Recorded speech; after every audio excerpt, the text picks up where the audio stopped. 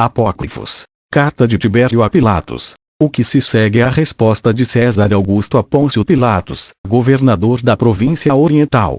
O próprio César acrescentou uma sentença de seu próprio punho e letra e enviou-a pelo mensageiro Rabo, ao qual confiou, ainda, 2.000 soldados. Uma vez que tiveste a ousadia de condenar Jesus Nazareno à morte, de uma maneira violenta e totalmente perversa e, antes mesmo de proclamar a sentença condenatória, puseste-o nas mãos dos insaciáveis e furiosos judeus. Uma vez que, além disso, não tiveste compaixão deste justo, mas depois de ensanguentar o açoite e de submetê-la a uma horrível sentença e ao tormento da flagelação, entregaste-o, sem nenhuma culpa de sua parte, ao suplício da crucificação, não sem antes haver aceitado presentes pela sua morte. Uma vez que, enfim, manifestaste compaixão com os lábios, mas o entregaste de coração a alguns judeus sem lei. Por tudo isto, serás tu próprio conduzido à minha presença, carregado de correntes, para que apresentes tuas desculpas e prestes contas da vida que entregaste à morte sem nenhum motivo.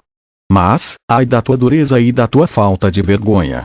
Desde que este fato chegou aos meus ouvidos, estou sofrendo na alma e sinto que minhas entranhas se espedaçam, pois veio a mim uma mulher, que se diz discípula dele, Maria Madalena, de quem afirma, expulsou 7 demônios, e testemunhou que Jesus operou portentosas curas, fazendo com que cego vissem, coxo pudessem andar, surdo pudessem ouvir, leprosos fossem limpos.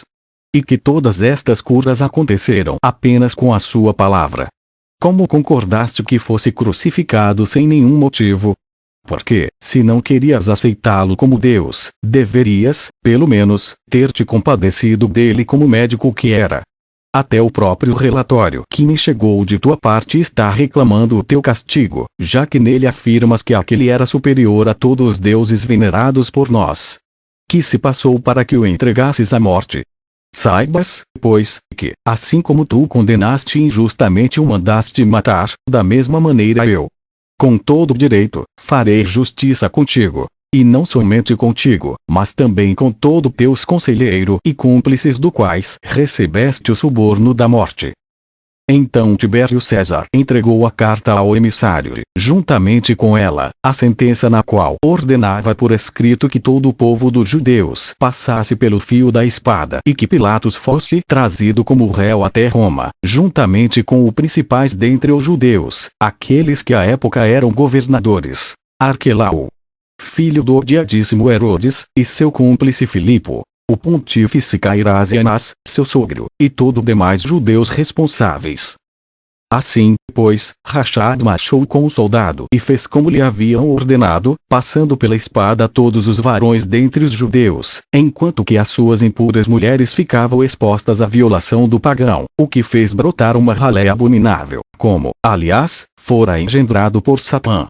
Depois o emissário cuidou de Pilatos, de Arquelau e Filipo, de Anás e Cairás e de todos os responsáveis dentre os judeus, e, carregando-o de correntes, pôs-se com eles a caminho de Roma. Aconteceu que, ao passar por certa ilha chamada Creta, Caifás perdeu a vida de uma maneira violenta e miserável. Então, carregaram-no para sepultá-lo, mas nem sequer a terra dignou-se admiti-lo em seu seio, já que o arremessava para fora. Quando os que ali estavam presenciaram esse fato, apanharam pedras e arremessaram-nas sobre o cadáver, que foi desta forma enterrado.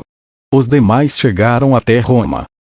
Existia entre os reis da antiguidade o costume de livrar da condenação um réu de morte que contemplasse o rosto real. César, então, deu as ordens necessárias para não se deixar ver por Pilatos. Assim, pois, meteram-no numa caverna e ali o deixaram, conforme as ordens do imperador. Da mesma forma ordenou que Anás fosse envolto numa pele de boi, de modo que quando o couro secasse ao sol ele fosse constrangido e suas entranhas saíssem pela boca. Assim, violentamente, perdeu ele sua miserável vida. Aos demais presos judeus executou-os mandando passá-los pelo fio da espada. Mas a Arquelau, o filho do odiadíssimo Herodes, e a seu cúmplice Filipo, condenou-os ao suplício da empalação. Certo dia o imperador saiu de casa para uma caçada e ia em perseguição a uma gazela, quando esta parou precisamente em frente à boca da caverna onde estava Pilatos. Já próximo da execução, Pilatos tentou fixar seus olhos em César, mas não o conseguiu porque a gazela postou-se na frente dele. César então disparou uma flecha, visando o animal, mas o projétil atravessou a entrada da caverna e matou Pilatos.